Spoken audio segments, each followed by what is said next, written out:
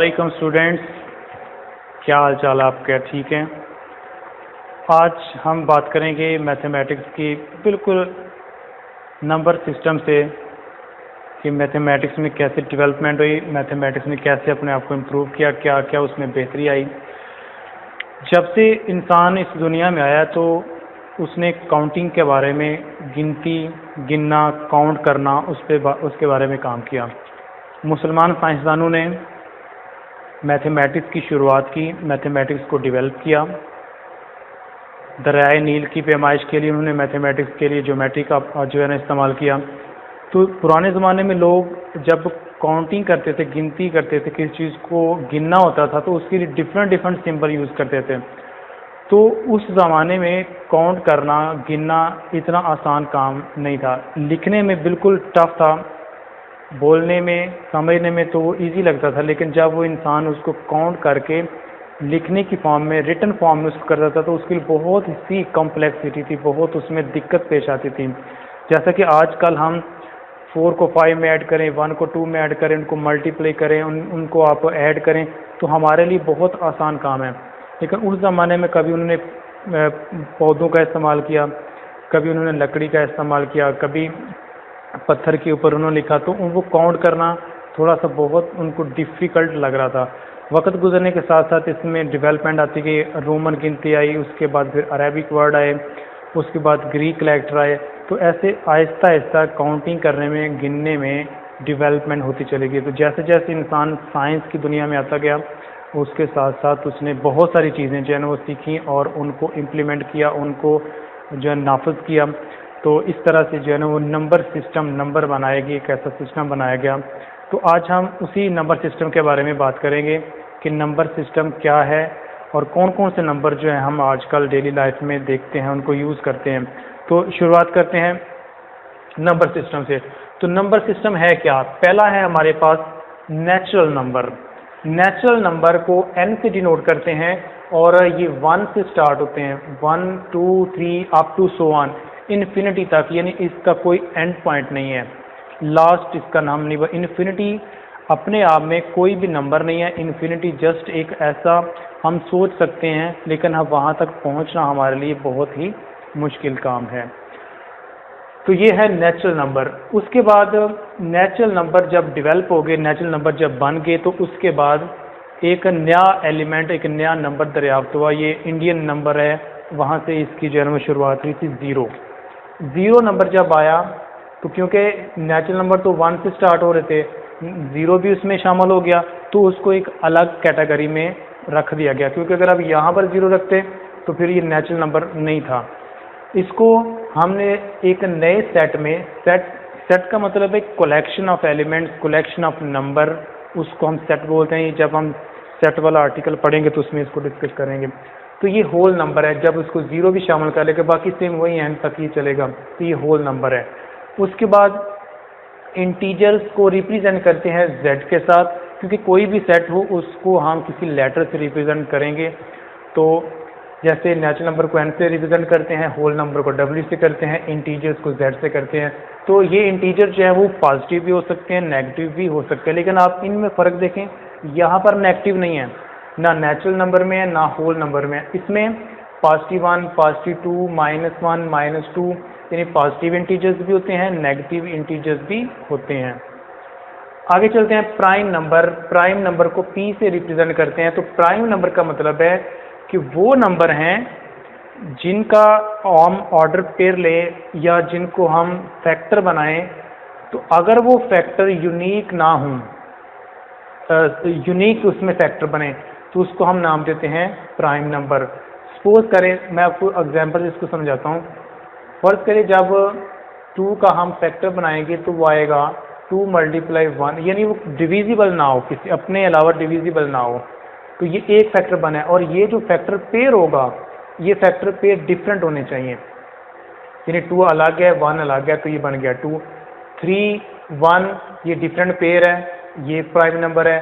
अगर 4 की बात करें, 4 डिविजिबल है 2 का, 4 जो है वो 2 पे डिवाइड हो जाता है, सिर्फ अपने आप पे डिवाइड हो और उसका जो पेयर बने वो यूनिक पेयर बनना चाहिए। 1 क्यों नहीं है प्राइम नंबर? 1 इसलिए प्राइम नंबर नहीं है कि जब उसके फैक्टर हम बनाएंगे तो 1 मल्टीप्लाई 1 है, तो ये यूनिक नहीं है, मतलब दोनों सेम फैक्टर आ रहे हैं, एक जैसे नंबर आ रहे हैं, तो वो प्राइम नंबर में नहीं होगा। तो ये है हमारे पास प्राइम नंबर। ऑड नंबर क्या है? ऑड नंबर जैसे कि आपको सिंपली हम कह सकते हैं कि ऐसे नंबर हैं जो डिवाइड ना हो 2 पे, उसको हम कह सकते हैं ऑड नंबर। वो पॉजिटिव भी हो सकते हैं, -1 3 5, -3 है, -5 अप टू सो ऑन।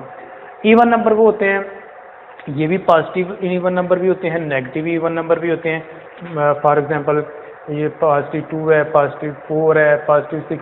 अच्छा, ज़ीरो जो है ये हर एक में जो है ना वो आ सकता है, जैसे ये ऑड नंबर में भी आएगा, इवन नंबर में भी आएगा, होल में भी आएगा। तो ज़ीरो भी अपने आप में एक इवन आप इंटीजर उसको ले सकते हैं। उसके बाद रैशनल नंबर, जैसा कि इसके नाम से ज़ाहिर है, रेशो, रैशनल निकला है रेशो से। रेशो है ये 2 एलिमेंट्स की। रैशनल का मतलब है रेशो, किस किस के दरमियान रेशो है? कोई भी इंटीजर हो सकता है। सपोज करें हमारे पास एक इंटीजर p है, एक इंटीजर q है, तो ऐसे नंबर जिनको हम p/q की फॉर्म में लिख सकें, p/q की फॉर्म में लिख सकें, लेकिन एक चीज़ याद रखें कि ये q जो है वो not equal to zero, zero नहीं होने चाहिए। क्यों? क्योंकि अगर जैसे ही आप यहाँ पर ज़ीरो पुट करेंगे तो ऊपर कुछ भी आ जाए, नीचे ज़ीरो आ जाए, तो ये इन्फिनिटी हो जाएगा। तो इन्फिनिटी आपको मैंने पहले बताया कि कोई नंबर नहीं है, इन्फिनिटी जस्ट एक आप सोच सकते हैं, वहाँ तक पहुँचना नामुमकिन सी बात है। तो ये ज़ीरो नहीं होना चाहिए, और ये p और q दोनों इंटीजर से होने चाहिए, इंटीजर से एलिमेंट लेने हैं आपने। इसी तरह से इर्रेशनल नंबर बाद में आया, रैशनल के बाद फिर इर्रेशनल नंबर की जो है ना वो डिस्कवरी हुई। तो उसके बाद हम ये भी p और q की फॉर्म में लिख सकते हैं, यानी ऐसे एलिमेंट जो p और q की फॉर्म में ना लिखे जा सके उनको नाम देते हैं इर्रेशनल नंबर। और q इंटीजर से लेना, और यहाँ पर भी q जो है वो नॉट इक्वल टू ज़ीरो हो। फॉर एग्जांपल √3 एक इर्रेशनल नंबर है, √2 एक इर्रेशनल नंबर है, पाई भी एक इर्रेशनल नंबर है। आपको याद है पाई क्या होता है? पाई आपको पता होना चाहिए क्या है। तो ये तमाम के तमाम क्या हैं? इर्रेशनल नंबर्स हैं। तो ये कुछ नंबर्स मैंने आपको बताए हैं। उसके बाद मेजर जो सबसे बड़ा एक सेट है रियल नंबर। रियल नंबर जो है ये रैशनल का और इर्रेशनल का यूनियन है। तो अगर हम रैशनल और इर्रेशनल को इकट्ठा लिख दें, उनको यूनियन लिख दें, उनको जोड़ दें, तो वो बन जाता है रियल नंबर। तो ये रियल नंबर का सिंबल है। आपने इसको सिर्फ r नहीं लिखना बल्कि इस तरह लिखना है, ये है रियल नंबर। तो रियल नंबर की हम प्रॉपर्टी भी नेक्स्ट जो है ना आर्टिकल में पढ़ेंगे, रियल नंबर की कौन कौन सी प्रॉपर्टीज़ हैं जो यहाँ पर यूज़ होंगी। अब एक डेफिनेशन हम यहाँ पर पढ़ेंगे, टर्मिनेटिंग डेसिमल। डेसिमल का मतलब होता है पॉइंट। तो terminating A decimal which has finite number of its decimal part. तो डेसिमल पार्ट का मतलब है कि जो पॉइंट के बाद डिजिट्स आएंगे वो फाइनाइट होने चाहिए, तो उसको नाम देते हैं टर्मिनेटिंग डेसिमल। दोबारा से रिपीट कर, तो टर्मिनेटिंग डेसिमल का मतलब ये है कि ऐसे डेसिमल जो फाइनाइट हों उस पार्ट को हम नाम देते हैं टर्मिनेटिंग डेसिमल।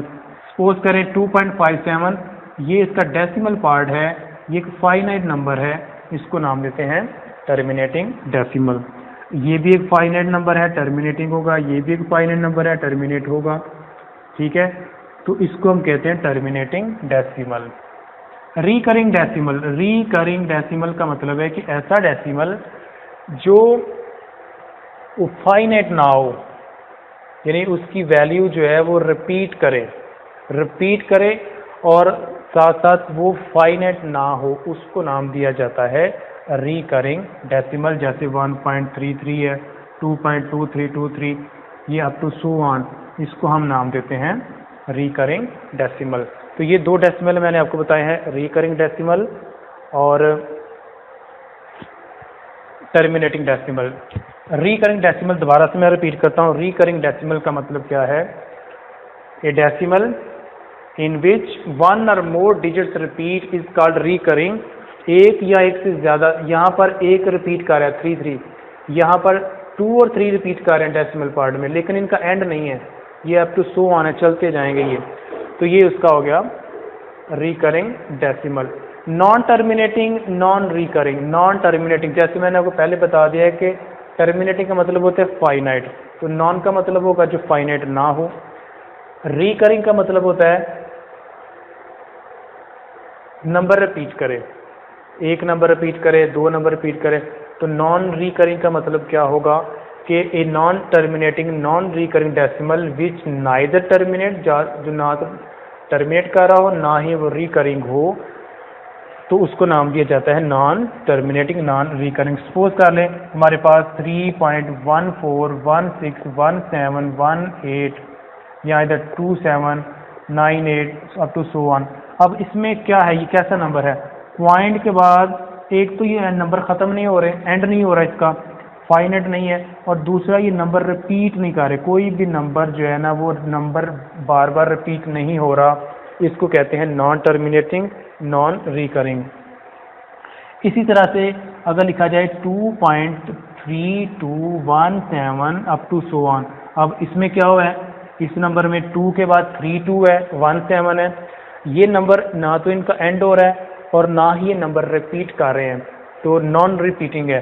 तो ऐसे नंबर को हम नाम देते हैं non terminating non recurring number decimal. तो ये मैंने आपको दोबारा से मैं एक दफ़ा आपको डेफिनेशन बता देता हूँ। नेचुरल नंबर 1 से स्टार्ट होगा, होल नंबर 0 से, इंटीजर पॉजिटिव भी होते हैं नेगेटिव भी होंगे।